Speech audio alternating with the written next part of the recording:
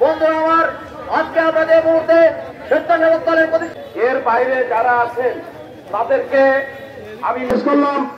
হাফেজ, বাংলাদেশ জিন্দাবাদ, শহীদদেরকে আন্তরিক অভিনন্দন জানাচ্ছি এবং একটি ঘাট কমিটির সকল নেতাকে অভিনন্দন জানাচ্ছি। রক্তের বিনিময়ে স্বৈরাচারী শেখ হাসিনার পতনের মাধ্যমে আমাদের এই অর্জিত স্বাধীনতা, এই স্বাধীনতা রক্ষায় আমরা বাংলাদেশ জাতীয়তাবাদী স্বেচ্ছাসেবক দল আজকে ৪৪তম প্রতিষ্ঠা বার্ষিকী উদযাপন করতে যাচ্ছি। বন্ধুরা, আজকের এই সভা, আজকের এই আলোচনা সভা আমাদের বেলুন ফুটিয়ে, বোম ফুটিয়ে, ব্যান্ড পার্টি দিয়ে আমরা গৌরবের ৪৪তম প্রতিষ্ঠা বার্ষিকী পালন করব। বন্ধুরা আমার, কিন্তু দুঃখ ভারাক্রান্ত হৃদয় নিয়ে বলতে হয়, আজও বাংলাদেশের রক্ত, প্রত্যেকটি হাসপাতালে রক্তের গন্ধ, বাংলাদেশের ছাত্র ছাত্রীর, বাংলাদেশের সাধারণ ছাত্র সমাজ, বাংলাদেশ জাতীয়তাবাদী ছাত্র দলের এবং সাধারণ মানুষের রক্ত স্বৈরাচারিণী ফ্যাসিস্ট শেখ হাসিনা সরকারের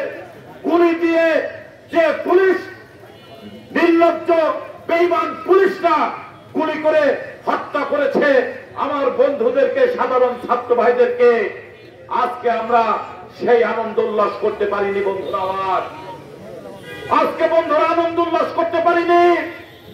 ওই আনন্দ ঘর, আয়না ঘর থেকে যে সকল বন্ধুরা ১৭টি বছর পর বের হয়ে সন্তানের গলা ধরে চিৎকার করে বলছে, আজকে কি বার, আজকে কয় তারিখ, আজকে কোন সন, তারা ১৭টি বছর যেভাবে না খেয়ে মৃত্যুর সঙ্গে মৃত্যুর যন্ত্রণা নিয়ে ওই আয়না ঘরে থেকেছে, তাই আমরা পারিনি আজকের আনন্দ মিছিল করতে। আজকের এই আনন্দ মিছিলে আমাদের রাজবাড়ী স্বেচ্ছাসেবক দলের অনেক নেতৃবৃন্দ গুলিবিদ্ধ হয়েছে আন্দোলন করতে যে।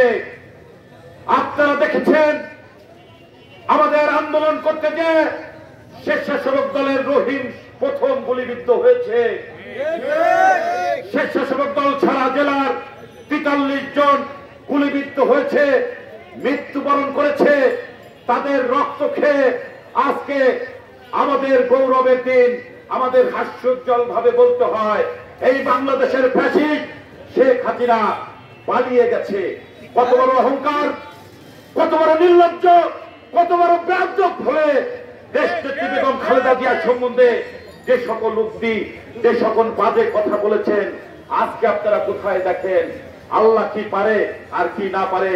আপনারা শত শত ভাই বোনদেরকে গুম করেছেন, হত্যা করেছেন। আজকে দেখেন দ্রব্যমূল্যের দাম যে পরিমাণ ঊর্ধ্বগতিতে নিয়ে গিয়েছিলেন, আর আপনারা সামান্য পাইলস অপারেশন করার জন্য সিঙ্গাপুর চলে গেছেন। আপনারা বিদেশ বাড়িতে হাজার হাজার লক্ষ লক্ষ বিলিয়ন বিলিয়ন কোটি টাকা আত্মসাৎ করেছেন। কত টাকা লাগে, আজকে কোথায় আপনার টাকা?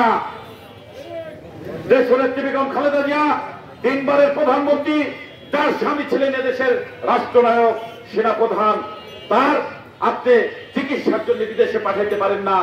আজকে তার একটি সন্তান মৃত্যুবরণ করেছে, তার আত্মীয় স্বজন সকল মৃত্যুবরণ করেছে, তাকে আপনি কারাগারের অন্ধকূপে রেখেছিলেন।